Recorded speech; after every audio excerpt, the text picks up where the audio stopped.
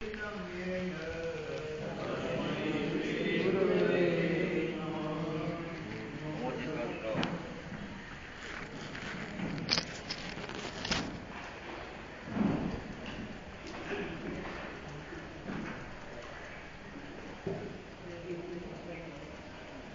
ह्रीं ओं नमो अरिहन्ताणम् ओम ह्रीं ओं नमो सिद्धाणम् ओम ह्रीं ओं नमो आयर्याणम् ओम ह्रीं ओं नमो वज्रायाणम् ओम ह्रीं ओं नमो लोये सब्बसाहुणम् एषो पञ्चनमुक्कारो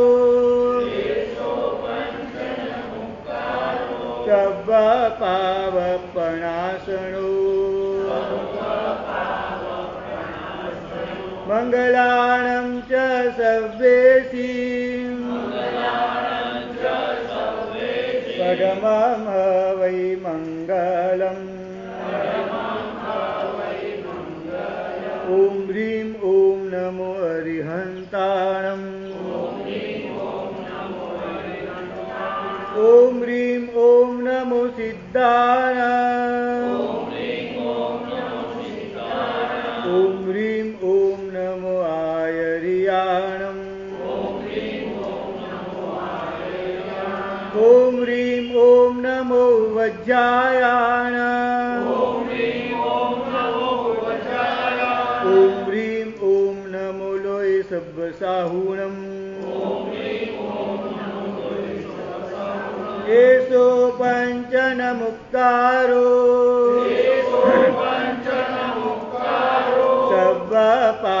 सब्बपावपणासनो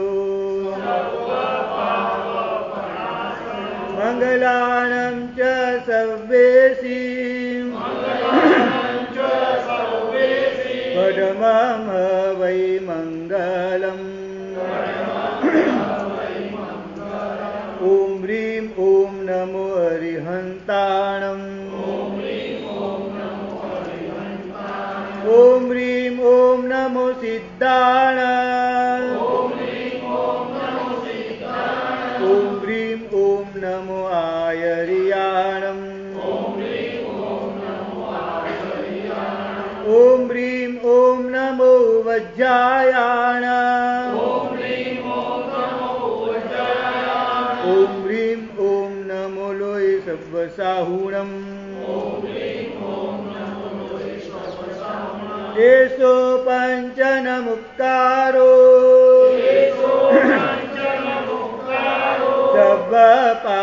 सब्बपावपणासनो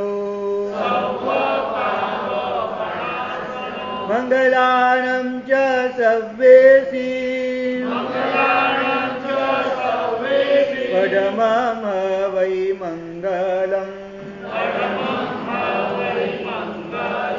चत्तारि मङ्गलम्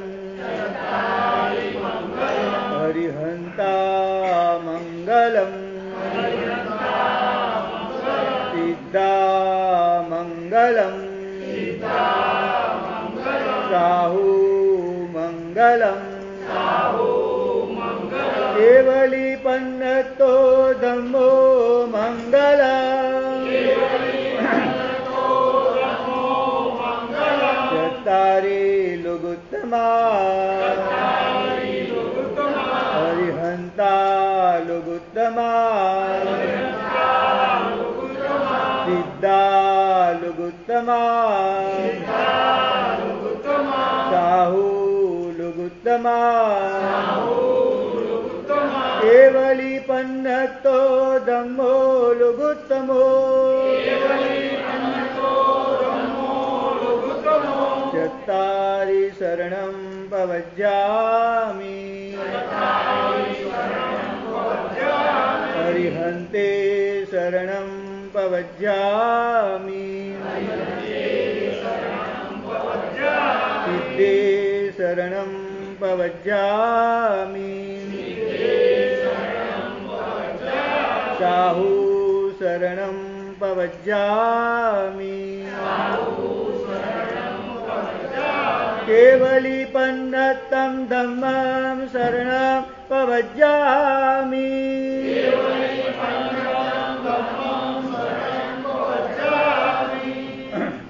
કલિકાળ સ્વરૂપનો ભગવાન હેમચંદ્રાચાર્ય રચિત યોગશાસ્ત્રમાં આપણે રત્નત્રયની વાત કરી રહ્યા છે.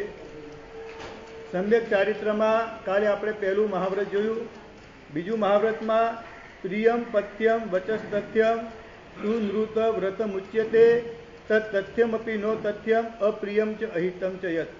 એટલે કે વૃષાબાદ વિરમણ વ્રત કઈ રીતે થાય છે કે પ્રિય બોલવાનું છે, પથ્ય બોલવાનું છે અને તથ્ય બોલવાનું છે. અને જે તથ્યમપી જે સાચું હોય છતાં પણ અપ્રિય અને અહિતકારી હોય તો એ સાચું પણ સાચું નથી. જે બોલવાથી તમે કહો હું સાચું જ બોલું છું, પણ જે સાચું બોલવાથી સામેવાળી વ્યક્તિને અપ્રિય લાગતું હોય, આપણે કાણાને કાણો ન કહેવાય. કોઈ એને પ્રજ્ઞાચક્ષુ એ બધા શબ્દો સારા શબ્દો શાસ્ત્રમાં બતાવેલા છે શબ્દકોશમાં, પણ કાણાને કાણો નથી કહી આવતો. શું આંધળો છે એ સાચી જ વાત છે, પણ આંધળાને આંધળો કહે તો એને ગમતું નથી. એટલે જેમ કોઈ પણ સામેવાળા વ્યક્તિને અપ્રિય લાગે અથવા અપથ્ય લાગે, જ્યારે કંઈ કોઈ પણ સાહેબે કીધું તો એક મજાની વાત કરી હતી કે કોઈ પણ છોકરાએ ઘરમાં કોઈ પણ વ્યક્તિએ ભૂલ કરી હોય તો જાહેરમાં એનું ઓપરેશન નહીં કરવાનું. થોડા દિવસો પહેલાં સાહેબે વાત કરેલી. એટલે તમે ભૂલ થઈ છે અને ખરેખર ઓલા વ્યક્તિએ સ્વીકારે પણ છે, પણ એને જાહેરમાં કહો તો એ વખતે અપથ્ય કહેવાય. એટલે પથ્ય એટલે સત્ય હોય પણ પથ્ય ન હોય તો એ પણ સત્ય સાચું કહેવાતું નથી. એટલે પથ્ય પણ જોઈએ અને પ્રિય પણ જોઈએ, એ જ વચન સાચું કહેવાય. એટલે આ આખી મહાવ્રતની વ્યાખ્યા છે. સાધુ ભગવાન જે છે અનુવિચી ભાષી અમારા માટે એક મજાનું વિશેષણ વાપર્યું છે કે કોઈ પણ વસ્તુ બોલવાની જ્યારે આવે ને ત્યારે મનમાં પહેલાં વિચારી લેવાનું કે આ શબ્દ મારે બોલવાના છે અને આની અસર શું થશે. મનમાં વિચારી અને શબ્દની ગોઠવણ કરી અને પછી બોલવાનું હોય છે. પણ ઘણીવાર અમારાથી પણ ઉપયોગ વગર એમને સહસા બોલાઈ જતું હશે. અને સહસા બોલાયેલા વચનોમાં કોકવાર સાવધ્ય વચન બોલાઈ જાય, અપ્રિય બોલી જાય, આવી તકલીફ થતી હશે. તો કંઈક અંશે મહાવ્રતમાં અતિ લાગી, અમને પણ લાગી જાય. એટલે સતત બોલવાની બાબતમાં અમને છે ને આખું 7મું અધ્યયન 10 વૈકાલિક જે છે ને અમારું સૂત્ર છે છેલ્લા સુધી 5મા આરાના એન્ડ સુધી રહેવાનું છે. એ સૂત્ર એ 10 વૈકાલિક, બીજા બધા આગમો નાશ પામશે, પણ 10 વૈકાલિક સૂત્ર જે છેલ્લા સુધી રહેવાનું છે એમાં 7મું અધ્યયન ભાષા કેવી હોવી જોઈએ એના ઉપર આખું 7મું અધ્યયન છે. સાધુ ભગવાનને એ 7મા અધ્યયનનો બરાબર અભ્યાસ કર્યા પછી જ એ બોલવાનો અધિકારી બોલે છે. એના પહેલા બોલવાનો અધિકારી બની શકતો નથી. એટલે બીજા મહાવ્રતમાં પ્રિય બોલવાનું છે, પથ્ય બોલવાનું છે અને તથ્ય બોલવાનું છે, તો જ તમારું મહાવ્રત સચવાય. તો આ મહાવ્રત જે છે તમારા જીવનમાં આવે એવા ભાવના સાથે તમારે પણ વૃષાબાદ વિરમણ વ્રત સ્થૂલથી તમારે પણ ધારણ કરવાનું. 12 વ્રતોની વાત છે, સાજી કરશે તમને, પણ 12 વ્રતો કમસે કમ એટલું નક્કી કરી રાખો તમે. પરમાત્માએ જ્યારે પણ સમાવેશમાં બેસીને દેશના આપીને ત્યારે પહેલાં સર્વવીતિની વાત, દીક્ષાની વાત કરી. આપણી એક પરંપરા છે કે પરમાત્મા પહેલાં સર્વવીતિની વાત કરે, દીક્ષા ધર્મની વાત કરે, કારણ કે ચારિત્ર વિના નહીં મુક્તિ રહે. કારણ કે સર્વવીતિ ચારિત્ર વગર ક્યારે પણ કોઈ વ્યક્તિને કેવળ જ્ઞાનની પ્રાપ્તિ થતી નથી. ભરત મહારાજા, મરુદેવા માતા જે છે કાદાચિત દ્રષ્ટાંત કહેવાય કે કોકવાર બનતી ઘટના છે, પણ એનું આલંબન લઈને કોઈ વ્યક્તિ એવું ના કહી શકે કે મારે શું દીક્ષાની જરૂર છે. હમણાં અમે ગ્રંથ વાંચીએ છીએ, એમાં બધા પ્રશ્નો આવે છે કે દીક્ષામાં ચૈત્યવંદન કરવાની શું જરૂર, એમને દીક્ષા લઈ લઈએ તો ચારિત્રનું પરિણામ થઈ ગયું, હવે આ બધી ચૈત્યવંદની વિધિ, આ બાહ્ય વેશ લેવાની જરૂર શું. તો ત્યાં બધા બહુ મજાના જવાબ આપે છે કે ચારિત્ર લેવાથી એ પરિણામની સ્થિરતા રહે, ચારિત્ર પરિણામ ઉત્પન્ન થાય, ન થયો તો ઉત્પન્ન થાય, ઉત્પન્ન થયેલો સ્થિરતા રહે, એ બધી બધા એ મજાની વાતો બધી કરી છે. દીક્ષા બાહ્ય વેશ લેવો પણ બહુ જરૂરી છે. અને જ્યારે પણ કોઈ વ્યક્તિને ભાવથી 7મા ગુણઠાણાની અપ્રમદ ગુણઠાણાની સ્પર્શના થઈ જાય અને સપક્ષાણબને માંડીને દેવજ્ઞાનની પ્રાપ્તિ થઈ જાય ને પછી પણ એને જ્યારે દેવો આપીને વેશ આપે તો એ વેશમાં ના નપાય. એટલે બાહ્ય લિંગ વગર, બાહ્ય ચારિત્ર વગર, રજોહરણ વગર ક્યારે પણ કોઈ જીવનો મોક્ષ થતો નથી. ગુરુદેવા માતા જેવા કોક અપાધિક કેસ બની શકે, એ તથા ભવ્યત્વ વિશિષ્ટ પ્રકાર હોવાના કારણે, પણ મોટા ભાગે કહી શકાય, 99% કહી શકાય કે હરેક વ્યક્તિને ચારિત્ર લીધા વગર ક્યારે પણ મોક્ષની પ્રાપ્તિ થવા નથી. હવે તમારે ક્યારે લેવું, આ ભમાં લેવું, આવતા ભમાં લેવું, એ તમારે નક્કી કરવાનું છે. જ્યારે પણ મોક્ષની વાત સાંભળીએ, આપણે મોક્ષમાં જવાની ઈચ્છા થાય ત્યારે સમજી લેવાનું કે ચારિત્ર વિણ નહીં મુક્તિ રહે. તમારે નક્કી કરવાનું છે ચારિત્ર કયા ભાવમાં લેવું છે. આ ભાવમાં બધી અનુકૂળતા મળી ગયા પછી પણ જો ભાવ ન થતો હોય અને પછી આપણે સિમંદર સ્વામીનું સ્તોરમાં ગાતા હોઈએ, શિવગામી ભવથી ઉગારજો અને 8 વર્ષની કુમળી વયમાં સંયમ લેવું સ્વામી કને, પણ કઈ મૂડી ઉપર તમને બોલો સંયમ મળશે? બોલો. અહીંયા બધી અનુકૂળતા હોવા છતાં પણ ચારિત્રના પરિણામ ઉત્પન્ન થતા નથી. બધી અનુકૂળતા છે છતાં પણ ચારિત્રના પરિણામ ઉત્પન્ન થતા નથી. મહાવિદ્ય ક્ષેત્રમાં ગયા પછી તરત થઈ જશે એવું થોડું છે. મહાવિદ્ય ક્ષેત્રમાં સંભાવના થાય છે પેદા, પણ ત્યાં ગયા પછી ચારિત્ર લેવાના પરિણામ બધા થઈ જાય એવું નથી. કરોડો માણસો છે પણ ત્યાં કને 100 કરોડ સાધુ ને 100 કરોડ સાધુ જે છે, બાકી બીજા બધા ચારિત્ર વગરના પણ એના ટકાવારી તો ઘણી જોવાની ત્યાં પાછી. ચારિત્રમાં આપણો એવું નક્કી ખરું તમારે કે ચારિત્ર ન લેવાય ત્યાં સુધી મારે આ વસ્તુની બાધા, એક ફરસાણની બાધા, એક મીઠાઈની બાધા, એક ફ્રૂટની બાધા, એક નાસ્તાની બાધા, બોલો આવું નક્કી ખરું તમે? બોલું લીધેલી છે? આપી દે નતર અત્યારે. પણ કમસે કમ જ્યારે જ્યારે સામે વસ્તુ આવશે ને, મીઠાઈ આવશે, ત્યારે તમને યાદ આવશે કે મેં ચારિત્ર લીધું નથી. આ ભવનું, આ મનુષ્ય ભવનું જે મુખ્ય જે કહેવાય, જે ખાસ આઈટમ કહેવાય એ ચારિત્ર જે કહેવાય. કારણ કે તિરીંતના ભાવમાં નથી, દેવના ભાવમાં નથી, નરકની તો વાત ક્યાં કરવાની. અને ચારિત્ર વગર પાછો મોક્ષ પણ નથી. બોલો અત્યારે તમે બધા એટલા બધા દીક્ષા જોવો છો ને એટલા બધા ચારિત્ર વિશે એટલા બધા પ્રવચનો સાંભળી લીધા છે ને કે વધારે તમને આ ઘાટકોપરમાં સાંઘાની સંભાળાને વધારે કહેવાનું જરૂર નથી. કારણ કે એ ચારિત્ર મોહનીના કર્મનો ઉદય પણ ખરો અમારી સાથે છે ને. ચારિત્ર મોહનીય કર્મ ઉદય હોવાના કારણે 100% વૃત્તિના પરિણામ ઉત્પન્ન થતા નથી. સામયિકની અનુકૂળતા હોવા છતાં પણ અહીંયા તો ઘણા બધા ભાગ્યશાળી સામયિકમાં બેસે, પણ ઘણા બધા વ્યાખ્યાનમાં જોઈએ ને કે 2-4 જણ આગળ સામયિકમાં બેઠેલો હોય, બાકી કલાક બેસે ઉપાસના, એના પછી પણ અડધો કલાક બેસતા હોય, પણ આપણે કે સામયિક લેવાનું શરૂ પણ ભાગ્યશાળી સાહેબ નથી ફાવતું, નથી સેટ થતું, આમ કંઈક ના કંઈક બહાના કાઢે પણ સામયિક ના કરતા હોય. અહીંયા તો ઘણા બધા ભાગ્યશાળીઓ લગભગ સામયિકમાં જ વ્યાખ્યાનમાં બેસતા હોય છે. 1 કલાક તમે બેસો છો અને તમને અનુકૂળતા પણ છે છતાં પણ વૃત્તિના પરિણામ ઉત્પન્ન થતા નથી. એનું કારણ કે આપણા નિબોધમાં અનંતા ભવો પસાર કર્યા છે અને એકેન્દ્રિયમાં પણ અસંખ્યાતા ભવો, વિકલેન્દ્રિયમાં પણ અસંખ્યાતો ભવો પસાર કર્યા છે. એ બધા અસંખ્યાતા અનંતા ભવોની અંદર એટલી અવૃત્તિના એટલા સંસ્કાર પડી ગયા છે ને કે બધી અનુકૂળતાઓ છતાં પણ વૃત્તિ લેવાનું મન થતું નથી. એટલે શું કીધું? સામાય વૈજુત્વમાં બહુસો સામાયમ કુજ્યા. બહુસો એટલે વારંવાર જ્યારે જ્યારે સમય મળે ત્યારે સામાયિક કરવાનું કીધું છે ત્યાં. અને ત્યાં શું લખ્યું? સામાયમની ઉ કહે સમણો ઇવ સાવો હૈજમમાં એણમ કારણમ બહુસો સામાયિક પૂજા. તો શું લખ્યું? સામાયમ એવું કહે એટલે સામાયિક કરતે છતે શ્રાવક કેવો થાય છે? સમણો ઇવ, શ્રમણ જેવો થઈ જાય છે. બોલો શ્રમણ જેવો, સાધુ જેવો થઈ જાય છે. બોલો ક્યારે એવું લખ્યું છે કોઈ જગ્યાએ કે 1 કરોડ રૂપિયાનું દાન આપે એ શ્રમણ કહેવાય? સીધી તપ કરે તે શ્રમણ કહેવાય? હે કે આ કરે તે કરે, ઉપાસરે બંધાવે, દિનારે બંધાવે, શ્રમણ જેવું કહેવાય? શું લખ્યું? સામાયિક. બોલો એમાં કોઈ રૂપિયા ખર્ચવાના છે? દેરાસરમાં બનાવો સ્વદ્રવથી તો મિનિમમ કરોડ રૂપિયા તમારે જોઈએ. સાદું બનાવો તો પણ, અને આરસનું બનાવો તો પછી 2 કરોડ 3 કરોડ, એ પછી તમારે આ કેવું બનાવો છે એના ઉપર. તમારે ઉપાસરે બનાવો તો પણ કંઈક રૂપિયા ખર્ચવા પડે. કંઈ પણ સીધી તપ કરો તો કંઈક ભોજનનો ત્યાગ કરો, કષ્ટ સહન કરવો પડે. પણ સામાયિકમાં કોઈ કષ્ટ સહન કરવાનું છે આમ જોવા જઈએ તો? દેખીતી રીતે જોવા જઈએ તો સામાયિકમાં કોઈ કષ્ટ ખરું?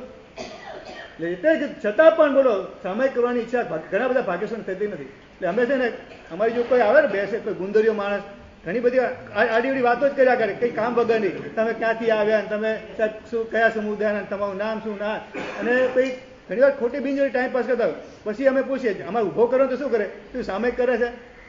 લગભગ ઉભો થઈને જતો રહે.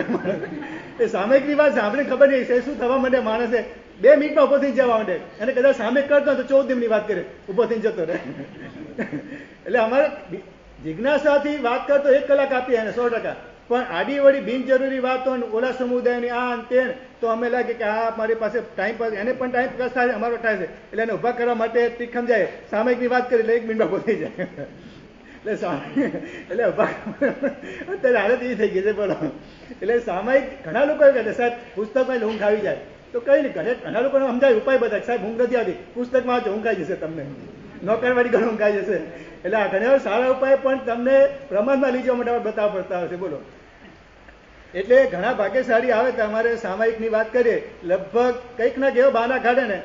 ઔષધની વાત કરીએ, અઢારિયાની વાત કરીએ. હમણાં દિવાળી ઉપર ગઈ સાલ વેસુમાં ઉદ્યાન હતા તો મેં ભાગ્યશાળી કીધું, મેં કહ્યું આ અનુકૂળતા છે અઢારિયું કોલો દિવાળી વેકેશનમાં, પણ સાહેબ કે દીકરીના મેરેજ છે અને આ સિઝન હોય, આ દિવસોમાં તો ખાસ ધંધો હોય, તો મેં તું ઉનાળામાં પણ થતા હોય છે, તો સાહેબ એ દિવસોમાં ગરમી ખૂબ લાગે, ચોમાસામાં કઈ દિવસે વરસાદ હોય કંઈક ના. મેં તો તમે બધામાં બહાના કાઢો છો કે ચોમાસાની સિઝનમાં આ ન થાય, આ પછી દિવાળીમાં હોય.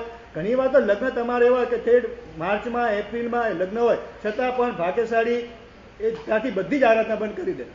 દીકરીના લગ્ન છે તેને ખરીદી કરે, તમારે ક્યાં કરવાની છે? તમારે તો શું તૈયારી મને સમજણ પાડો મને. જો પહેલા તો છે ને માણસ બધું જાતે ઉભું કરવું પડતું, અત્યારે તો બધું કોન્ટ્રાક્ટથી થાય છે બધું મોટા ભાગે. તમારે હે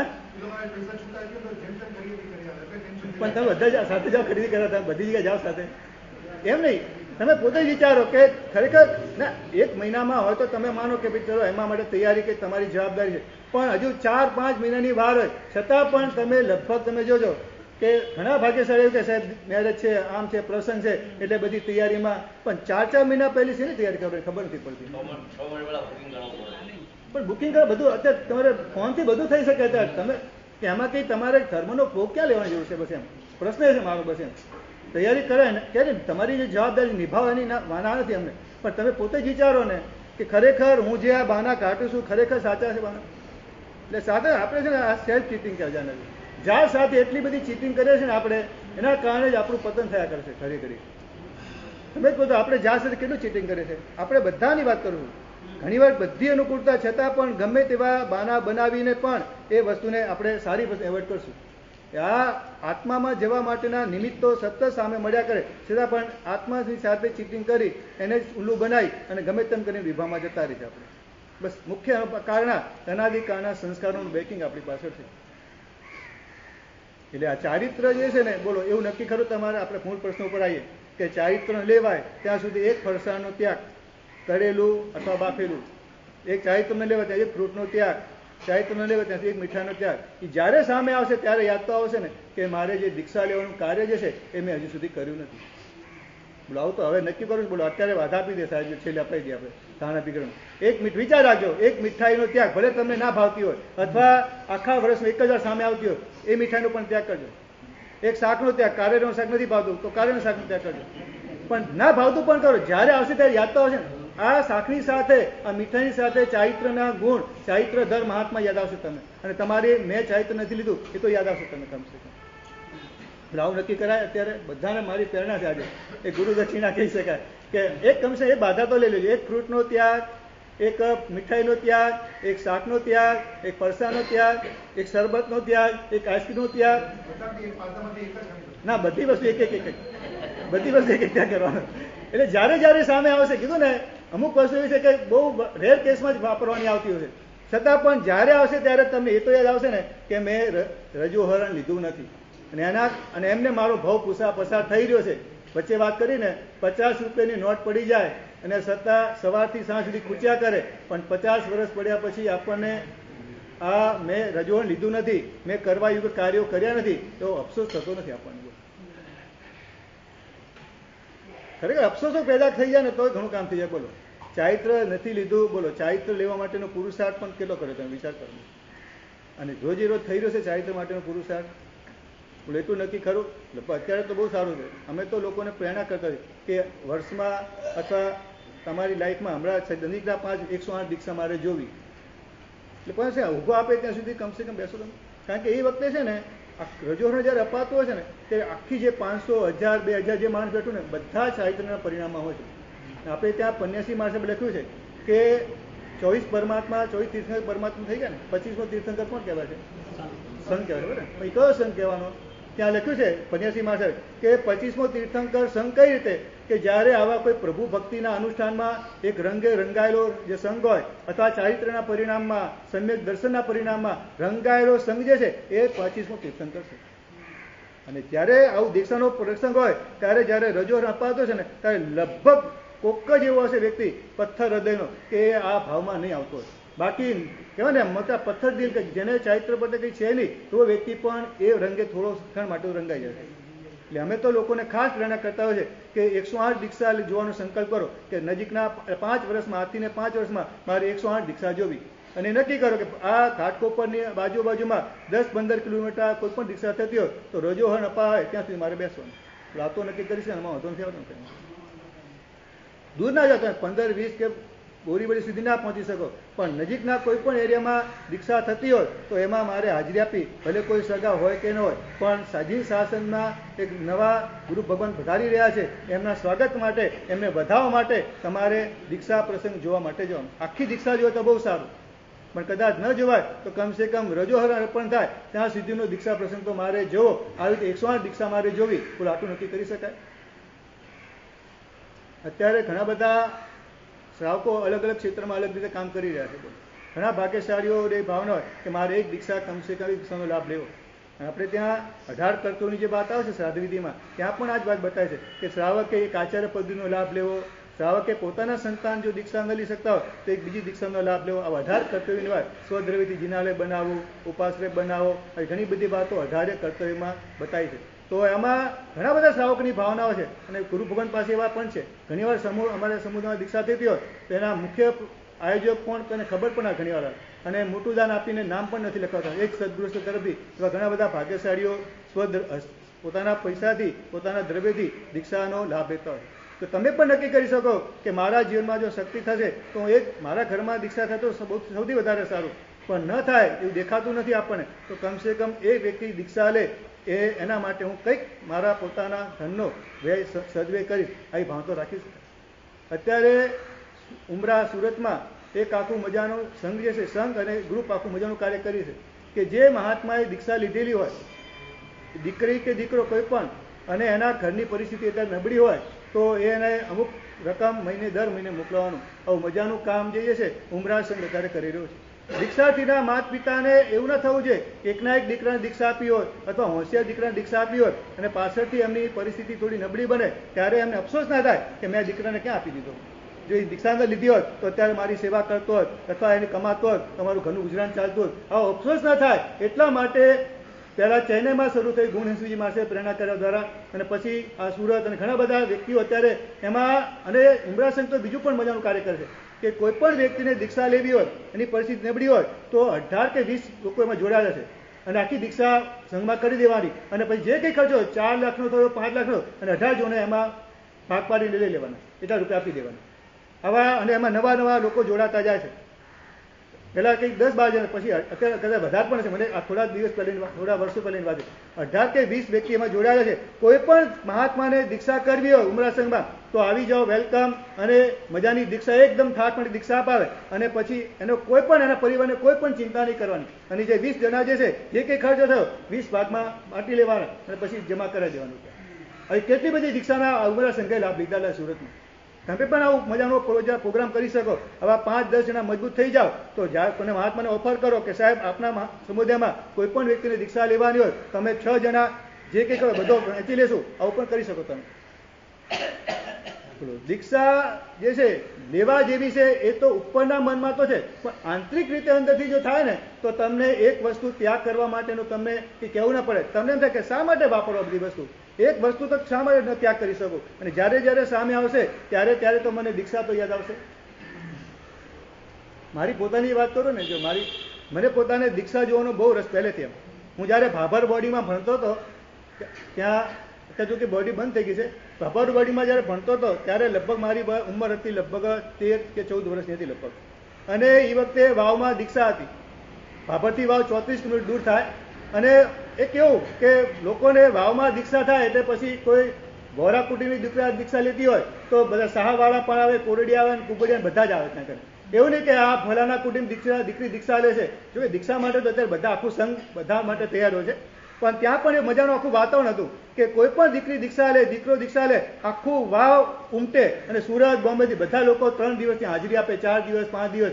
એટલે આખો દીક્ષાનો માળ એટલો હોય કે નાના દીકરાને પણ મગજમાં વારંવાર દીક્ષા થાય એટલે બીજ પડ્યા કરે કે મારે દીક્ષા લેવાની. અને ભાભર બોર્ડિંગમાં એ રીતે ભણતા હતો ત્યારે સમાચાર મળે કે આ દીક્ષા જે છે, અને મેં ત્યાં ગૃહપતિ પાસે રજા માગી. બોર્ડિંગ હોસ્ટેલ ખાય છે ને બધાને, તો એ હોસ્ટેલમાં મેં ગુરુપતિ જોડે રજા માગી કે મને આ રીતે દીક્ષા પ્રસંગ જોવા જવું છે. તો એમનું કે તારો બધો અભ્યાસ બગડે, તું આ તો હોશિયાર છે અને શા માટે આટલું તું બગાડ તારી સ્કૂલ. પણ મેં તું મારે જવું છે, મને ના પાડી કે તારે નથી જવાનું. હજુ દીક્ષાને 4 દિવસની વાત હતી, 5 દિવસની વાત હતી, મહોત્સવ શરૂ થઈ ગયો, પણ મારી ઈચ્છા હતી મારે દીક્ષા જોવી છે. પછી મેં એક ટ્રીક કરી, અમારે એક ડબ્બા હોય એમાં નાસ્તો ભરેલો હોય, એ એમને રાખવાની છૂટ હોય, કારણ કે બોડીમાં ન ભાવ્યું તો એ ડબ્બામાંથી ખાઈ શકાય. નાના છોકરા ભૂખ લાગેલે તો એ ડબ્બામાં બધું ખાલી કરી ધોઈ અને બધા કપડાં ભરી દીધા. અને પછી કીધું કે હું આવી રીતે મારા એક ફેમિલી આવ્યા છે, એમને ડબ્બો નાસ્તાનો ખાલી થઈ ગયો, આપવા માટે જઉં છું, એમ કરીને ત્યાંથી ભાગી ગયો. અને પછી કુદરતી દિવસે મારું કમ નસીબ હશે કે સ્ટેશનથી બેઠો અને એ દિવસે બસ મોડી આવી વાવની, અને ગૃહપતિને ખબર પડી કે આ છોકરો અહીંથી ભાગી ગયો છે. તો એમની ચિંતા થાય ને, 13-14 વર્ષની ઉંમર અને છોકરો બોર્ડિંગમાંથી જતો રહે અને એને કંઈ પણ થાય તો જવાબદારી આખી સંસ્થાની આવે. તો એમને થયું કે આ છોકરો ભાગ્યો ગમે તેમ કરી ક્યાં ગયો છે, ચિંતા થાય કે એક્ઝેક્ટ ખબર નહીં પડી કે ક્યાં ગયો છે. પછી એમને ત્યાં સ્ટેશન પર ફોન કરી પૂછ્યું કે વાવની બસ ગઈ કે હમણાં જ ઉપડી છે. તો થયું કે આ જકાત નાકેની નજીકમાં જ અમારી બોર્ડિંગ હતી, તો જકાત નાકે બસ ઊભી રહેશે, તો ત્યાં આવી ગયા. અને પછી બસ ઊભી રહી એટલે ત્યાંથી ઓર્ડર કર્યો, કંડક્ટરે પૂછ્યું કે ચેતન નામનો છોકરો છે અહીંયા કે? એટલે પછી કંડક્ટરે પૂછ્યું કે ભાઈ ચેતન નામનો છોકરો કોઈ હોય તો બૂમ મારો, નહીં તો શું બોલો. પછી ઉપર આવ્યા ગૃહપતિ અને ત્યાંથી થપ્પડ બરાબર મારતા મારતા મારતા તે બોર્ડિંગ સુધી લઈ ગયા. અને પછી બધા છોકરાને ભેગા કરી અને પછી ત્યાં પણ બરાબર ધુલાઈ કરી મારી કે હરામખોર, આવી રીતે તું ભાગી જાય, તને કંઈ થયું તો તારા માતા પિતાનો જવાબ શું આપો. અને બધા છોકરાને કીધું છે હવે આવી રીતે કોઈ ભાગવાની કોશિશ કરીને તો તમારી આ જ હાલત થશે, બેસી જા. પછી રૂમમાં મૂકી દીધો કે હવે જો હવે કંઈ, અને બધાને કહી દીધું કે આની પર ધ્યાન રાખજો, જતો ના રહે પાછો ફરીથી. હે 13 વર્ષની ઉંમર, 8મું ધોરણ ભણતો હતો, 13 વર્ષની ઉંમર હતી. ઘણા બધા લાફા તો કઈ હોશિયાર નહીં, એટલા બધા લાફા મળ્યા. તમારે લાફાથી જ ખાવાના, ખાલી અમને દીક્ષા જોવાની છે. એટલે પણ બસ, પણ હજુ પણ હતું કે મારે દીક્ષા તો જોવી છે બસ. એમ ખબર નથી કે આ દીક્ષા પ્રત્યે કેમ આટલો લગાવ, તો મને ખ્યાલ નથી. એનું એક કહી શકું કે મને એવું લાગે છે કે પૂર્વ ભાવમાં મેં સંન્યાસી, તાપસપણું કે દીક્ષા લીધેલી છે, મને વારંવાર લાગે. કારણ કે જ્યારે કોઈ ઋષિ મુનિના ફોટોગ્રાફ જોઉં છું ને ત્યારે મને લાગે મારું પોતાનું કંઈક એવું મને વારંવાર લાગેલું. જ્યારે મહાભારતની સિરિયલ અને રામાયણની સિરિયલ જ્યારે ટીવીમાં આવતી હતી ને ઘણા વર્ષો પહેલા, ત્યારે પણ જ્યારે સિરિયલ જોતા હતા ને ત્યારે ઋષિનું આખું દ્રશ્ય આવે, આશ્રમનું દ્રશ્ય આવે, અને જ્યાં જટાવાળા દાઢીવાળા ઋષિ મુનિ જોઈએ ને ત્યારે રીલ લાગે કે આ વસ્તુ મેં કંઈક કરેલી છે, આ વસ્તુ મેં કંઈક, એવું વારંવાર ફિલિંગ વારંવાર થતું હતું. અત્યારે પણ જ્યારે જ્યારે ઋષિ મુનિના દ્રશ્ય જોવું ને ત્યારે અંદરથી લાગે કંઈક કામ મારું પોતાનું છે એવું લાગ્યા કરે. અને એ બીજાની વાત કરું તમને કે જ્યારે પણ આપણે ધાનસ્થ મુદ્રાવાળા ફોટા જોઉં છે ને ત્યારે એક ક્ષણ માટે કંઈક અંદર થઈ જાય છે. અમે થોડા વર્ષો પહેલા સૌરાષ્ટ્રમાં ગયેલા, લગભગ 20 વર્ષ પહેલાની વાત છે. અને એક રોહિણી ગામ છે ત્યાં કને, એ રોહિણી ગામમાં ત્યાં પહોંચ્યા, રોહિણી ને બીજું કંઈક ગામ હતું કંઈ, તે ગામમાં ત્યાં પહોંચ્યા અને અમારે જે ઉપાશ્રય જે હતું, ઉપાશ્રય જે સ્કૂલમાં ઉતર્યા હતા એની બાજુમાં એક મોટું મંદિર હતું અને ત્યાં પણ આર્ટ ગેલેરી હતી આખી, અલગ અલગ સંતોના અને એવા બધા ફોટોગ્રાફ્સ મજાના હતા. અને કદાચ બપોરના ટાઈમે મને થયું કે લાવો જોતા આવ્યા મંદિરમાં, તો પહેલી જ જગ્યાએ પહેલો દ્રશ્ય જોયું સ્વામી વિવેકાનંદ છે ને એનો આવો ફોટો છે. આવો ફોટો બીજો એક આવો ફોટો લગભગ સ્વામી વિવેકાનંદ મળતો નથી, પણ આવો એક મજાનો ફોટો હતો, એકદમ ધ્યાનમાં બેઠેલા. તમે નહીં માનો એ ફોટો જોતાની સાથે મને ત્યાં ધ્યાન લાગી ગયું. એક ખબર નહીં 10-15 મિનિટ સુધી ખબર નહીં પડી, જ્યાં આંખ બંધ થઈ ગઈ સહજ, અને ત્યાં ઊભા જ આખી એક અવસ્થા અંદર એક મજાની સર્જાઈ ગઈ. અને તમે નહીં પછી સાંજ સુધીમાં 5 થી 6 વાર ત્યાં ગયો એ દ્રશ્ય જોવા માટે. એ ફોટો એટલો બધો ગમી ગયો સ્વામી વિવેકાનંદો, આ મુદ્રામાં આંખ અડધી કંઈક આંખ ખુલ્લી હતી અને એ દ્રશ્ય એટલું મજાનું લાગ્યું કે વારંવાર ત્યાં જવાની ઈચ્છા થતી. એટલે આ જોયા પછી આ ગૃહપતિ એમને માર્યો, પણ હજુ લાગ્યું કે હજુ આજે આવતીકાલ હજુ વરઘોડો છે, મારે જવું તો છે. પછી મેં મારા ભાઈને ફોન કરીને કીધું કે તું મને લેવા માટે આવી જા. અને ભાઈ આવ્યો અને પછી અમે એવી વિધિ કરી અને ભાગોમાં સફર થઈ ગયા. આમ સીધું કિલોમીટર 34 કિલોમીટર થતું હતું, પણ જે જીપ મળે, જે બસ મળે, હવે તો જવું તો છે જ. અને લગભગ 30 કિલોમીટર ફરીને જીપ મળતી હતી, તો એમાં બેસી ગયા અને ત્યાં વાવ પહોંચી ગયા અને દીક્ષા જોઈ. અને પછી મેં તો હવે ચલો જવું તો પડશે, ભણવાનું ચાલે છે. તો મેં કીધું ભાઈ કે મૂકવા મને આવ, કે મૂકવાનો મને મારે. પછી મેં પપ્પાને કીધું, તો પપ્પા કે હું પણ મૂકવાનો, તો ભાગીને આવે છે મૂકવા ના આવું. તો કઈ નહીં, મેં તો ચલો એકલો રે જાને.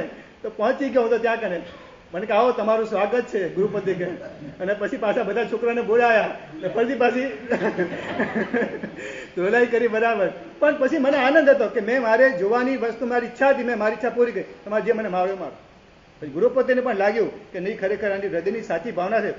પછી એમને પણ પશ્ચાતાપ થયો, પાસેથી એ પણ રડી પડ્યા કે મેં તને ખોટો માર્યો. એ ગૃહપતિ જે અમારા શંકરભાઈ સાહેબ સરિયદના હતા, એટલા બધા ઉત્તમ શ્રાવકને ખરેખર અમને બોર્ડિંગમાં જે અમને સંસ્કાર આપ્યા છે ને એ બધા સંસ્કારો અમને ખૂબ કામ લાગે છે અત્યારે. એમને બહુ મજાની, એમના અમે 2 ગુણ હતા કે છે ને કાંત અને એકદમ કે ને ભીમ અને કાન છે ને, કોઈ પણ લીડરમાં 2 ગુણ જોઈએ, ભીમ અને કાન ગુણ જોઈએ.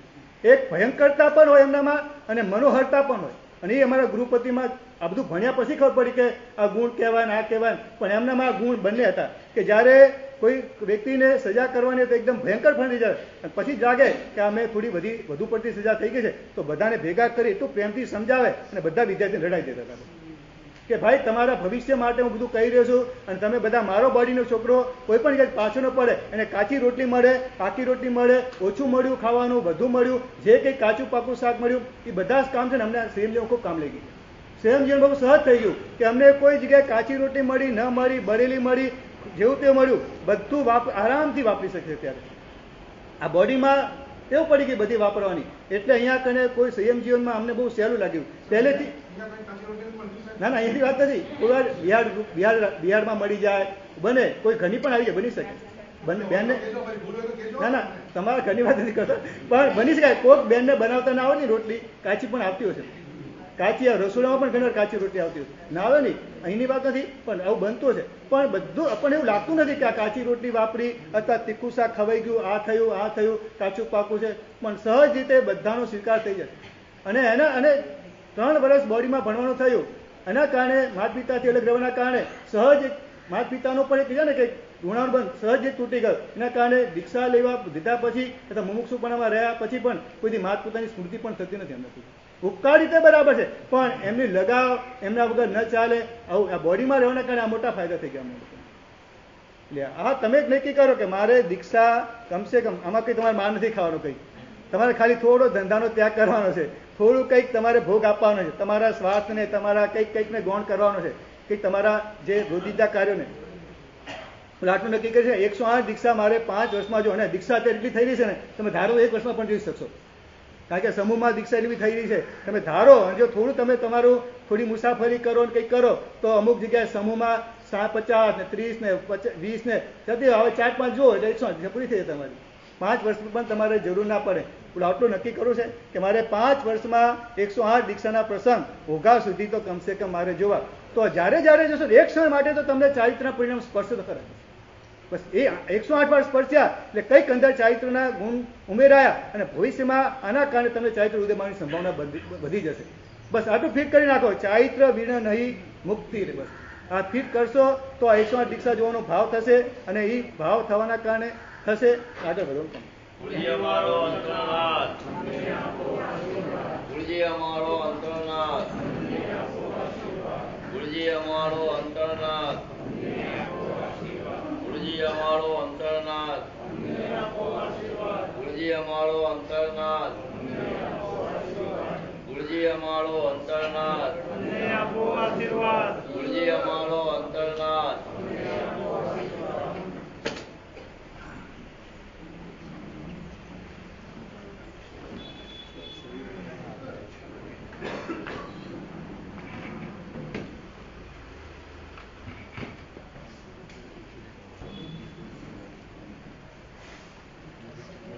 શાસન દેવ કી જય.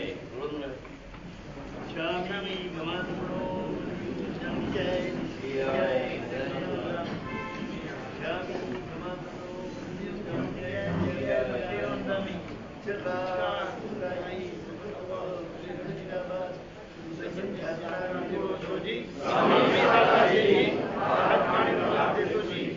શામી ગમનો જય જય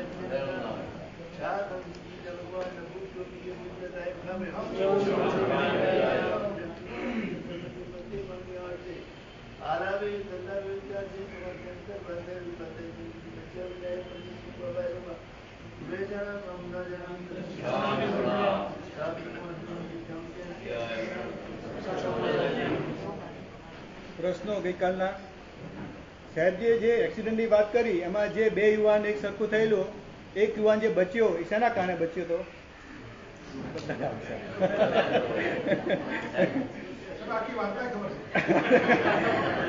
બોલો પાછળ ભાઈ, પાછળ બોલો તમે. ચોવિયારના કારણે, કારણ કે ચોવિયાર હતા તો જ જે છે એના પેટમાં બ્લડ અને ખોરાક ભેગો નહીં થવાના કારણે, ફૂડ પોઈઝન નહીં થવાના કારણે બચી ગયો, એટલા માટે ચોવીના કારણે. ગુરુ ભગવંતે કાલે બહુ બીજાની મજાની વાત કરી કે તકલીફ ક્યારે ન પડે અને ક્યારે પડે, જીવનમાં પ્રોબ્લેમ ક્યારે આવે અને ક્યારે ના આવે. બહુ મજાની વાત કરેલી. થોડું વિચારશો તો યાદ આવી જશે તમને. બહેનોમાં કોઈને ખ્યાલ હતો? બોલો. બરાબર. હા. અને પુણ્યમાં પંચર પડે, શબ્દ બોલ્યા હતા, પુણ્યમાં પંચર પડે એટલે તમારા જીવનમાં તકલીફ શરૂ થઈ જાય. બરાબર. ચાલો. ત્રીજું, અમે બંને ગુરુ ભગવંતે કાલે તમને ખાસ એક પ્રેરણા કરી. કઈ પ્રેરણા કરી હતી કાલે? બોલો. અઠ્ઠાઈ કરવાની. બરાબર. બંને ગુરુ ભગવંતે અઠ્ઠાઈ કરવાની કાલે પ્રેરણા કરેલી, એટલે તમારે બધાને કરવાની છે. બરાબર. ચાલો.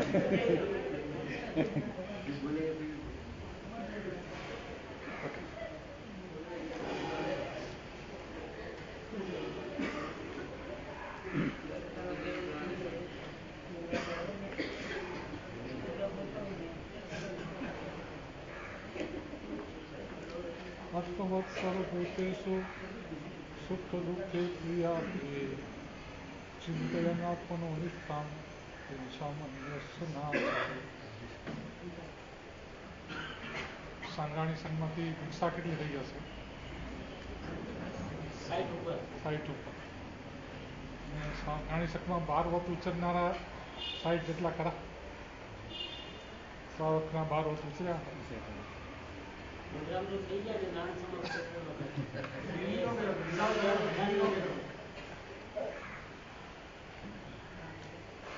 એટલે મોટે ભાગે એવું બનતું હોય છે કે જેટલા દીક્ષા થાય છે ને એટલા 12 વત ઉચ્ચરનારા પણ એ સંઘની અંદર હોતા નથી. પ્રતિકોણમાં ઘણા બધા ભાગશાળીઓ હોય છે, પણ 14 નિયમને ધારણ કરવાવાળા આંગળીના વેઢા જેટલા બહુ ઓછા હોય છે. એટલે હકીકતની અંદર ભગવાને શ્રાવકો માટે અણુવ્રત બતાવ્યા છે, સાધુ માટે મહાવ્રત. તમારે જે કંઈ વ્રત પચખાણ છે ને એ બધા મોટા મોટા અને જાડા જાડા છે. ફુલગ પાણા ઈવાયાઓ વેર. સાધુનું પ્રાણાતિપાત નિર્માણ સર્વથી હોય છે, જ્યારે તમારે સ્થૂળથી હોય છે. સાધુની દયા 20 વસા કહેવાય, તો શ્રાવકની 1.25 વસા. રૂપી 1 આની થઈ 16મા ભાગની. તો 16મો ભાગ કેમ થયો? ત્રસ અને સ્થાવર 2 પ્રકારના જીવો છે.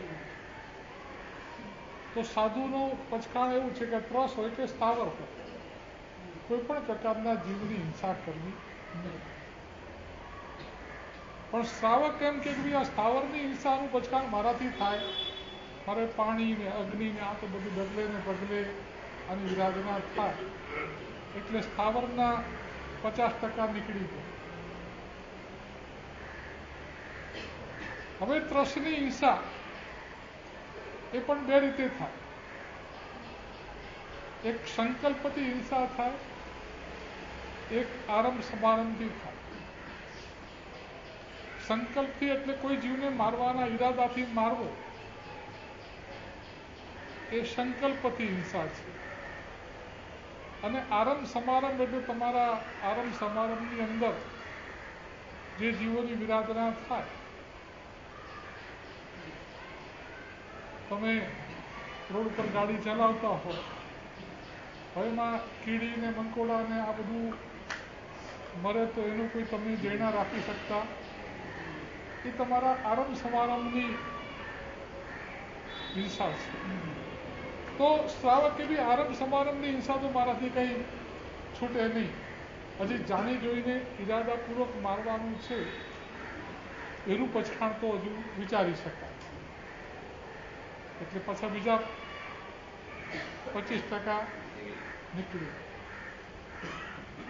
હવે ઈરાદાપૂર્વક મારવાની વાત છે, એમાં પણ કે ઉભા રહો ભાઈ, હું સંસારી માણસ છું, કોઈ માણસ મારું કંઈ નુકસાન કરે તો મારો અપરાધી હોય તો એને મારવાનું હું કંઈ બચકાન લઈ શકું નહીં.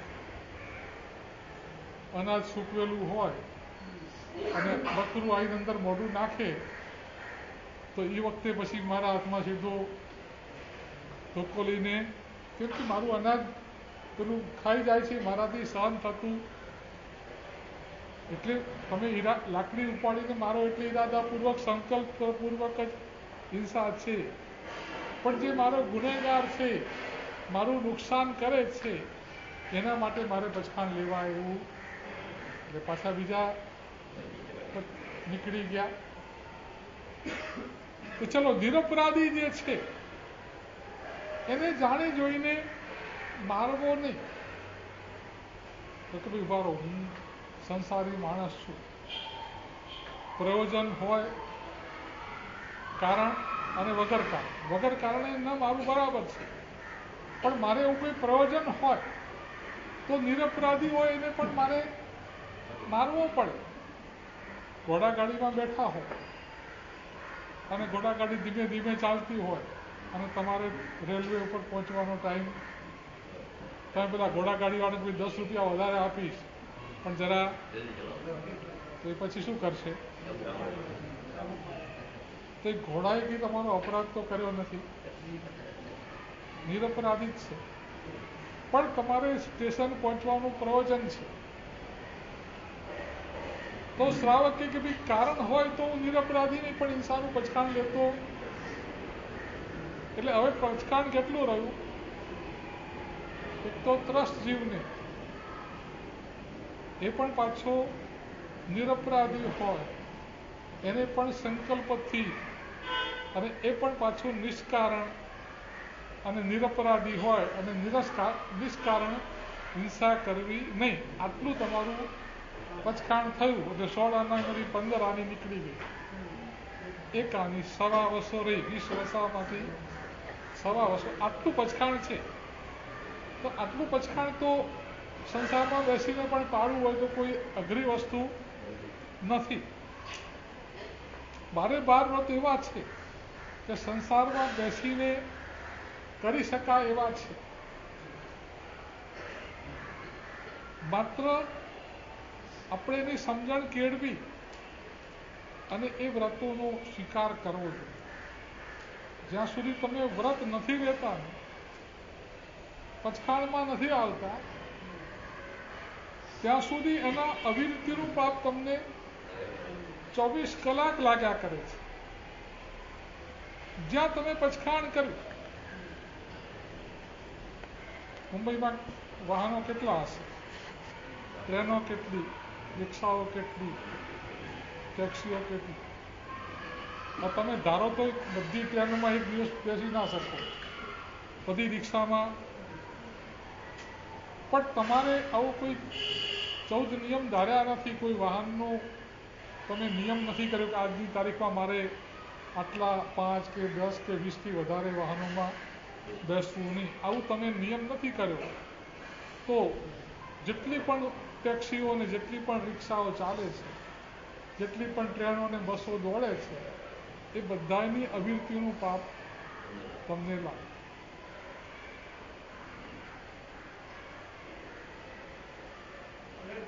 આવી શકે નિયમ, પણ એક વખત માની લે કે દિવસમાં 50 થી વધારે ટેક્સી નહીં બેસું તો પછી આજીવન એટલા તો વ્યક્તિમાં આવી જાય. હંમેશા જેટલો સમયગાળો નાનો હશે ને એટલું તમે ત્યાગ વધારે કરી શકશો. તમારે સવારથી સાંજ સુધીનો જ વિચાર કરવો છે તો તમે વિચાર કરો કે આજની તારીખમાં આપણે અમેરિકા જવાનો કોઈ પ્લાન છે નહીં, કોઈ આજની તારીખમાં મુંબઈની બહાર પણ જવાનું કોઈ, તો તમે આજની તારીખ માટે મુંબઈની બહાર ન જવું એવું નક્કી કરી શકો. પણ આખા વર્ષનું કે આખી જિંદગીનું કરવાનું હોય ને તો તમે અમેરિકાનું બંધ ના કરી શકો કે ભાઈ ક્યારેક આપણે અમેરિકા જવું પડે, ક્યારેક યુરોપે જવું પડે. એટલે આખી જિંદગીનું લો, આખા વર્ષનું લો, જેટલું લો એટલો ફાયદો જ છે. પણ એને જેમ તમે ટાઈમ લિમિટ ઓછી કરો ને એમ તમારા માટે ધારણા કરવી ઈઝી પડે કે ભાઈ આજની 12 કલાકની વાત છે. આજે આપણે કોઈ બહાર જમવા જવાનું નથી, આપણા ઘરે જ જમવાનું છે, તો 15 કે 20 આઈટમ તો ઘણી છે. અને સીધી તપાડે તો પાણી સિવાય બીજું કંઈ આજે વાપરવાનું જ નથી.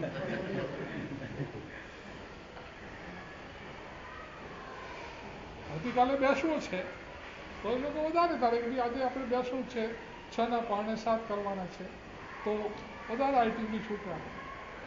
તો જે પ્રમાણે તમારી જરૂરિયાત હોય એ પ્રમાણે કરી શકાય. એટલા માટે તમે 12 કલાકનું પણ ધારો તો એને વધારે લિમિટમાં કરી શકો. તમે આખા વર્ષનું ધારી દો તો બરાબર છે કે 50 ટેક્સીથી વધારે કોઈ પણ આપણે આખા વર્ષમાં એક દિવસમાં 50થી વધારે ટેક્સી નહીં વાપરવી. તો બાકીની જે હજારો ટેક્સીઓ છે એમાંથી તમે બચી ગયા. પણ કેટલી વાઈફી એનું સંક્ષેપતાનું છે સંક્ષેપતાનું ઘણા લોકો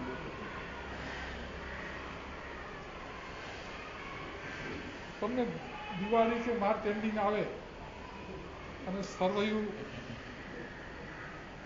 કાઢો કે આ વર્ષમાં કેટલું કમાયા, કેટલો ખર્ચો થયો, સરવાળે શું પ્રોફિટ થયો, કેટલો તમારે બધું ભરવું પડે રિટર્ન. એના આધારે તમારે ટેક્સ પણ તમે કહો કે આપણે ધંધો કરી લઈએ, કમાણી કરી લઈએ, પણ બધું આ રિટર્ન ભરવાનું નથી ફાવતું.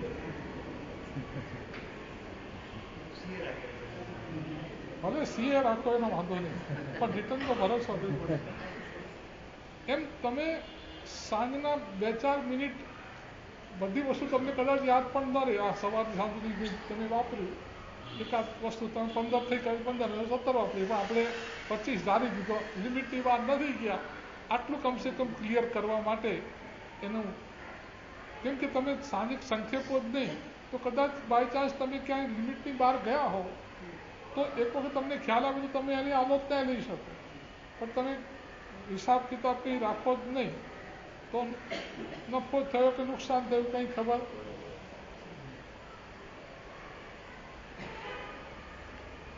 તો જીવની હિંસા, આ પ્રાણાતિપાતનું આપણું જે પહેલું અણુવ્રત છે એમાં સ્થૂલથી પ્રાણાતિપાતનું વિરમણ કરવું એ શ્રાવકનું પહેલું અણુવ્રત છે. જો આપણે આપણા હૃદયમાં કરુણા હોય, અને હોય જ, જેટલા પૈસા જીવદયાની અંદર જૈનો ખર્ચે છે એટલા દુનિયામાં બીજું કોઈ ખર્ચતું નથી. પાંજરાપોળો 90% કે 99% જૈનો જ ચલાવે છે અને એની પાછળ કરોડો ને અબજો રૂપિયા ખર્ચે છે.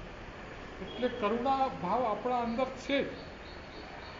અને એના માટે આપણા જે જીવદયા પ્રેમી યુવકો છે ઘણી વખત પોતાના જાનના જોખમે પણ પશુઓને હાઈવે ઉપરથી ટ્રકો જતી હોય એને રોકી અને કતલખાને જતી રોકવાના પ્રયાસો કરતા હોય છે. આપણે ત્યાં હુમાયુના વખતમાં મહાણસિંહ નામનો એક શ્રાવક થઈ ગયો. એ વખતે સવારના એ બહાર સંડાસ જવા માટે ગયો હશે અને બધા માણસોને જેમ ઢોરાને આંકીને પેલા ફરવાનું જાય ને એમ સૈનિકો માણસોને મારીને ચલાવીને લઈ જતા હતા. પૂછ્યું ભાઈ આ બધાને ક્યાં લઈ જાઓ છો? એને કહ્યું કે આ બધા સૌરાષ્ટ્રમાંથી પકડીને લાયા છે. હુમાયુ બાદશાહના મોગલ સમ્રાટના અમે સૈનિકો છીએ અને બાદશાહનો હુકમ છે કે આ બધાને પકડી અને ગુલામના બજારમાં, એટલે અમે આ લોકોને ગુલામના બજારમાં વેચવા માટે લઈ જઈ રહ્યા છીએ.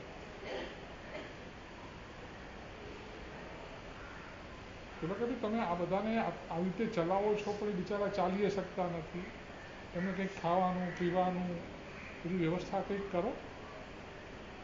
એ કે આ 90,000 માણસો છે, 90,000 માણસની ખાવાની પીવાની વ્યવસ્થા ક્યાં થાય? એ તો ભૂખ્યા તરસ્યા આંકીએ મરી જાય તો રસ્તામાં ફેંકી દઈએ, અમારે કંઈ દયા બે અમારામાં કંઈ હોતી. પેલો કે હું બધાની વ્યવસ્થા કરી દઉં, તમે બધાને એક ટાઈમ થોડો આરામ કરાવો, હું જમવાનું નાસ્તો પાણી બધી વ્યવસ્થા કરાવું અને 24 કલાક તમે બધા રહો. લગભગ તમે વ્યવસ્થા કરતા હો તો ચાલો એક દિવસ રોકાઈ દઈએ. માણસે પોતાના મહેતાજીને કીધું કે આ બધા 90,000ની રહેવાની જમવાની બધી વ્યવસ્થા તું કર, અને હું હમણાં દિલ્હી જઉં છું. કેમ કે હુમાયુ બાદશાહનો હુકમ મળે તો આ 90,000ને છુટકારો થાય, બાકી આ લોકોને ગુલામના બજારમાં વેચી જાય એનું શું થાય કંઈ કહેવાય નહીં. દિલ્હી પહોંચ્યો. હુમાયુનો એક બહુ માનીતો હતો મહાણસિંહ. હુમાયુ એ વખતે દાતન કરવા માટે, અને એ વખતે એને બધું હાથ પાથ ધોવાનો એટલે એની વીંટી હોય એ પોતાના માણસને આપતો હતો. તો માણસી પહોંચી ગયો એટલે પેલા આ માણસી મારી વીંટી સાથે હું જરા બધું હાથ પાથ ધોઈ નાખું. તો રાજાની જે મોહરવાળી વીંટી હતી એ હતી. તો એને એક કાગળ ઉપર એની પ્રિન્ટ છાપ પાડી દીધી અને પછી બાદશાહ કે મારા હમણાં અગત્યનું કામ છે એમ કહીને વીંટી આપીને જતો રહ્યો. અને કાગળ ઉપર લખી નાખ્યું કે આ બધા જે ગુલામો છે એનો કબજો મહાણસિંહને આપવામાં આવે, અને નીચે હુમાયુની સહી તો હતી. એને ત્યાંના માણસે કીધું કે જો હું દિલ્હી જઈને આવ્યો છું અને બાદશાહનો આ હુકમ છે, આ બધાનો ચાર્જ મને સોંપી દો. એટલે કાગળ વાંચ્યું એટલે સોંપી દીધા. પેલા બધાને ખાવા પીવાનું સામગ્રી આપી અને કીધું કે જાઓ તમે હવે છૂટા છો તમારા ઘરે જતા. કેટલાક ચાલી શકે એવા નહોતા એ લોકોને ઘોડા પણ આપ્યા. પેલા લોકો તો મહાણસિંહની જય હો એ કે ભાઈ મારી જય નહીં બોલાવતા, બાદશાહ હુમાયુની જય બોલાવો. પેલા કે બાદશાહ હુમાયુની જય બોલાવતા એ લોકો જતા રહ્યા. અને હુમાયુ મહાણસિંહ પાછો પહોંચ્યો હુમાયુ પાસે.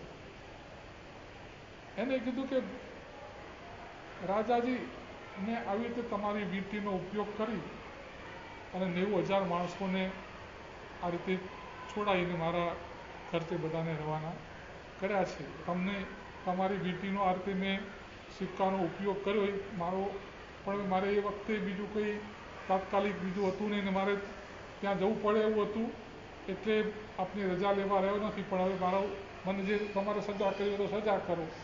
એને સમજે કે 90,000ને બચાવતા રાજાની પાસે બધું તો મને ફાંસી ચડાવશે, એનાથી વધારે તો 90,000ને બચાવવા માટે આપણે કદાચ ફાંસીએ ચડી જવું પડે તો ચડી જઈએ, પણ 90,000ને બચાવવા છે વાત નક્કી.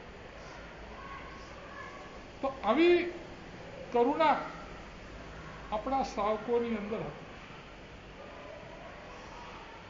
આજે આપણે પર્યુષણના પહેલા જ દિવસે અમારીનું પ્રવર્તન, પછી એમાં આપણે વીરસુરી મહારાજ અને અકબર બાદશાહને કેવી રીતે અમારીનો પડઘો વગાડ્યો. તો અમારીનો પડઘો વગાડવો એ શ્રાવકનું કર્તવ્ય છે. પડઘો વગાડવો એટલે શું? ઢોલ વગાડીને જાહેર કરવું કે ભાઈ કોઈને મારશો નહીં. જે બીજાને ઢોલ વગાડીને કહેતો એ તો પોતે જીવ હિંસા ન જ કરતો. આપણે તો આપણા જે આડોશી પાડોશી અજૈન હોય એમને પણ કે ભાઈ અમારા પર્વ પર્યુષણ છે તો આ 8 દિવસ તમે પણ કોઈ હિંસા કરશો, આવું આપણે એ લોકોને કહેવાનું હોય. તો પહેલાં તો આપણે આપણા જીવનમાં એનું પાલન કરવું પડે, પછી બીજાને આપણે ઉપદેશ આપવા જવાય, ઢોલ વગાડાય. પહેલાં તો આપણે ત્યાં નૌકારશી હોય ને તો જેટલા વસવાયા હોય ને, સુથાર ને લુહાર ને કાંચી એ બધાને જમવા માટે આમંત્રણ આપતા. અને આપણા પર્યુષણ હોય ત્યારે એ લોકો બધા એમના ધંધા, કુંભાર હોય તો એનો નિભાડો ન ચલાવે, લુહાર હોય તો એની લોખંડનું કામ ન કરે, સુતાર હોય એનું કામ ન કરે, બધા 8 દિવસ પાખી પાડે.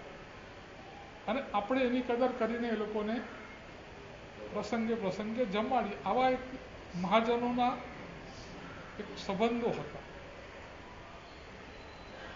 આજે તો આપણી ઇન્ફ્લુઅન્સ એટલી રહી નથી. કુમારપાળ રાજા એના 7 લાખ ઘોડાને ગળીને પાણી. હવે તમારા ઘરમાં 7 મેમ્બર હોય ને, એ 7 ગળેલું પાણી વાપરે એટલી પણ તમે બરોબર ચોકસાઈ કરી શકો કે કેમની સવાલ છે.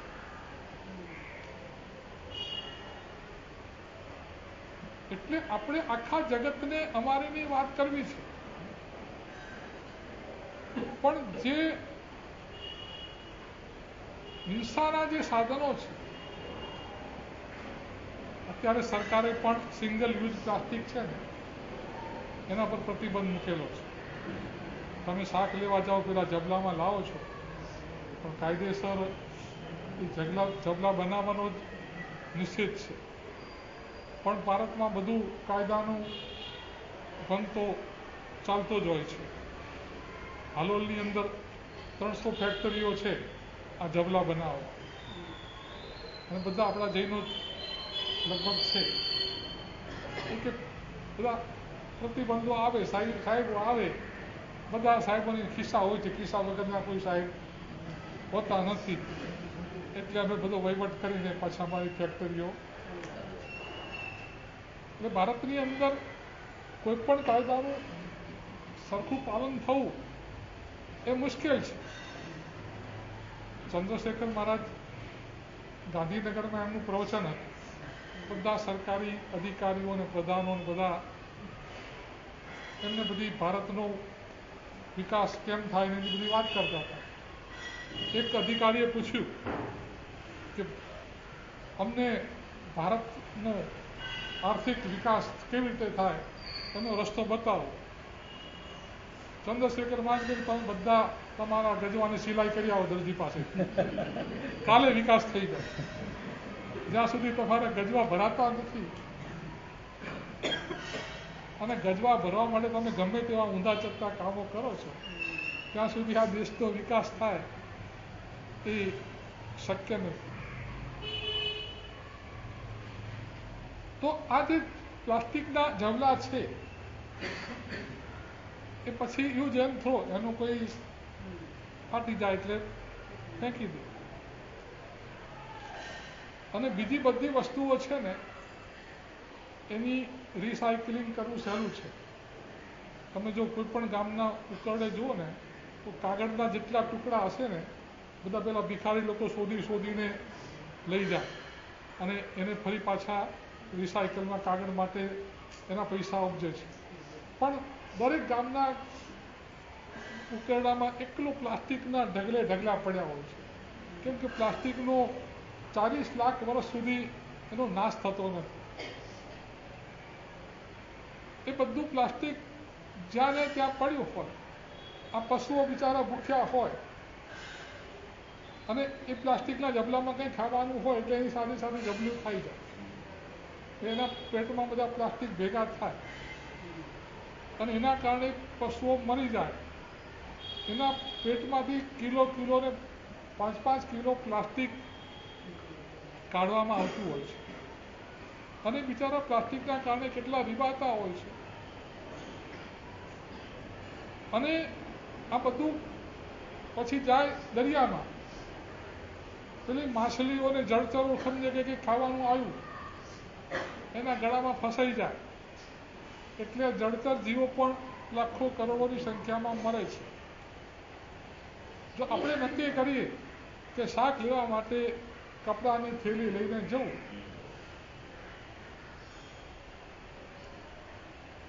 તો આમાં કંઈ અઘરી વસ્તુ નથી.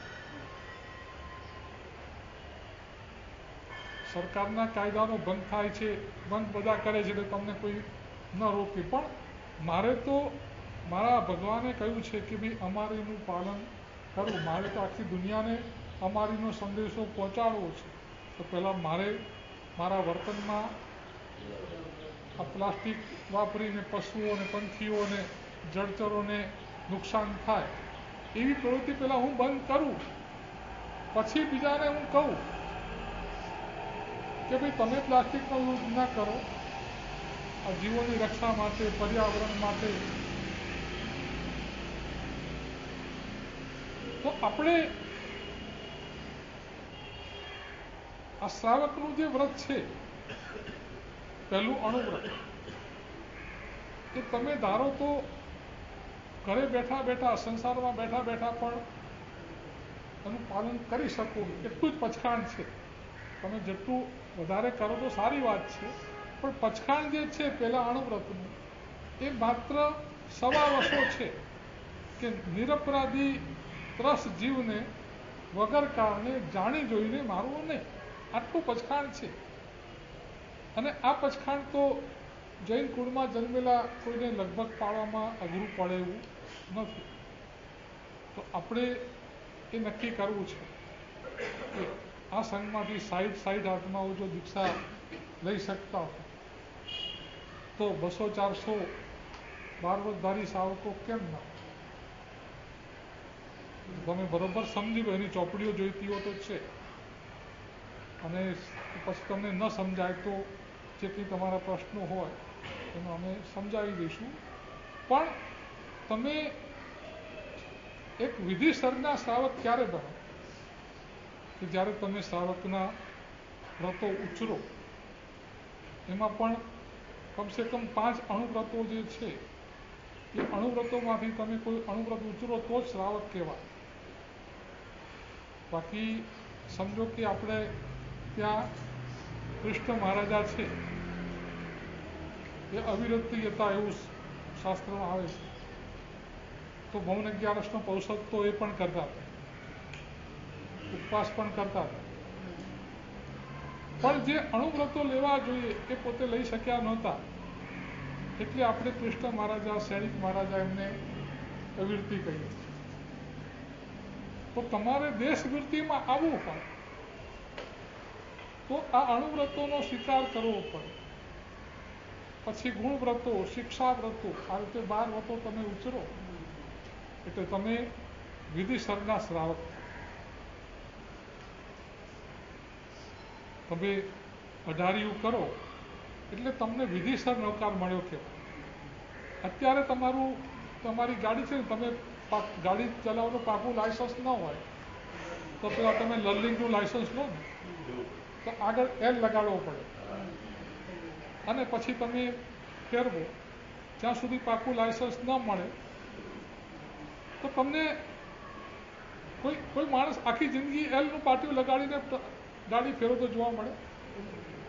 કોઈ મહિનો, 2 મહિનો, 4 મહિના પણ શીખી જાય અને પાકું લાયસન્સ લઈ અને પછી, અને આપણે ત્યાં પ્રતિકોણ કરવા માટે 25 વર્ષથી 50 વર્ષથી આવતા હોય અને બધા લર્નિંગવાળા હોય, એટલે લર્નિંગનો L કાઢી નાખવો હોય તો શું કરવાનું? 18 કરવાનું, એટલે નૌકાર મંત્રનું લાયસન્સ આવી જાય. પછી બીજું 18 કરો એટલે એરિયા વૈયાનું આવી જાય. એમ એક પછી એક સૂત્રોના પાક્કા લાયસન્સ લેવા માટે આ 18 કરવા માટે બધા બરોબર વિચાર કરજો. અને પરિસરની અંદર અક્ષય કરવાનું પણ બધાએ બરોબર ભાવ રાખજો. પ્રભુને પત્ર લખવાનું 26 તારીખ સુધીમાં જે કોઈ ભાગ્યશાળીઓ લખવાના બાકી હોય લખી દેજો, અને 26 તારીખે સાંજ સુધીમાં બધા આવી જાય. પછી પર્યુષણના પહેલા દિવસે એનું રિઝલ્ટ જાહેર કરશું આપણે. શિવમાસ્તુ સર્વ જગતઃ પરહિત નિરતા ભવન્તુ ભૂતગણા दोषाः प्रयान्तु नाशम् सर्वत्र सुखी भवतु लोकः। વિશ્વમાં રહેલા સર્વ જીવો સુખી થાઓ, સમતા ભાવને પ્રાપ્ત કરો, સમાધિને પ્રાપ્ત કરો, પાપ કર્મથી મુક્ત થાઓ, સકલ સંઘનું મંગલ અને કલ્યાણ થાઓ, ચાતુર્માસિક આરાધના સિદ્ધિ તપ વગેરે નિર્વિઘ્ને સુખ સાધા પૂર્વક પૂર્ણ થાઓ ભવન સાથે બહાર નો કાળ।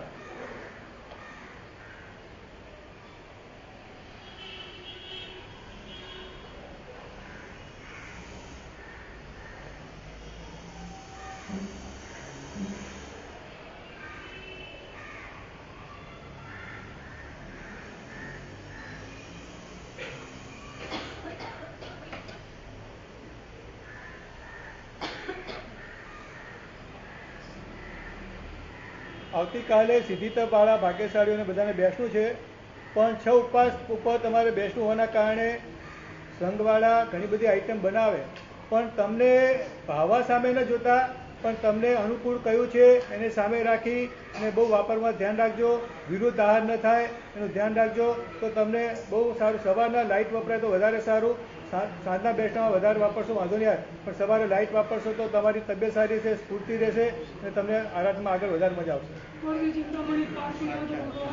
હા, કાલે વેકેન્સી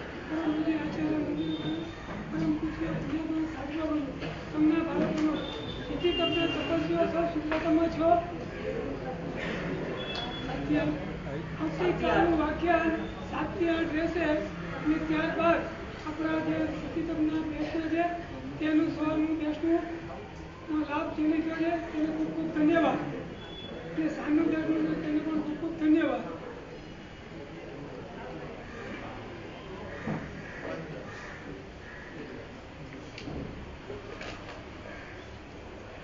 આચાર્ય ભગવંતે હમણાં જણાવ્યું કે દિવાળીના વેકેશનની અંદર આપણા સંઘની અંદર ભાઈઓનું અઢારિયાનું આયોજન કરેલું છે, તેમજ કોઈને 2 અઢારિયા થઈ ગયા હોય તો એ છક્યા ચોક્યા કરીને પણ મારની પણ વ્યવસ્થા અહીંયા થશે। એક અઢારિયું બીજું પણ કરી શકે, એક અઢારિયું થઈ ગયું બીજું પણ કરી શકે, બીજું અઢારિયું બી થઈ શકશે અને 2 અઢારિયા થઈ ગયા હોય એને છક્યા ચોક્યા કરીને માર બી ફેરવી હશે તો એની પણ વ્યવસ્થા થઈ શકશે। આ દિવાળીના વેકેશનમાં પ્રાય 27 ઓક્ટોબરે શરૂઆત થશે દિવાળીના વેકેશનની અંદર। તો ખાસ બધા ધ્યાનમાં રાખજો, વેકેશન છે તો પોતાના દીકરાઓને આની અંદર જોડજો, ઘર આંગણે આ છે તો સારી રીતે થઈ જશે ભાગ્યશાળી। એના માટે એક લાભાર્થી તરફથી 2.5 લાખ રૂપિયાની ઓફર આવેલી છે, મુખ્ય લાભાર્થી 2.5 લાખ। આ સિવાય બીજા કોઈ દેવી વગેરેના કોઈ આદેશો આપણે આપવાના નથી। 2.5 લાખથી આપણે બોલી પર્યુષણ દરમિયાન આનો આપણે આદેશ આપશું। જે કોઈની બી ભાવના હોય તો એની અંદર એ વખતે વિચાર કરીને આગળ વધજો। પૂરું અંદર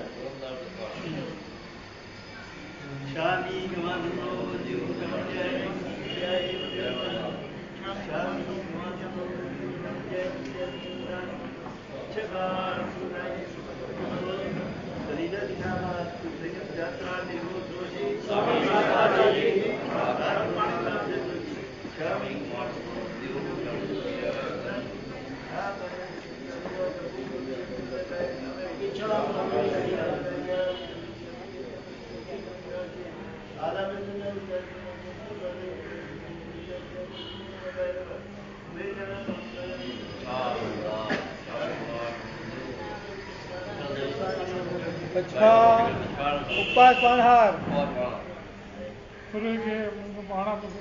पाणस वाले नाचे नचना वो सिरे कृष्ण का तो साथ वो सुखाई अनंतरम सवाल सुखाई तुझम बिहार मुस्लिम पाणस वाले देशा कारण वो सिरे सार मंगल प्रधान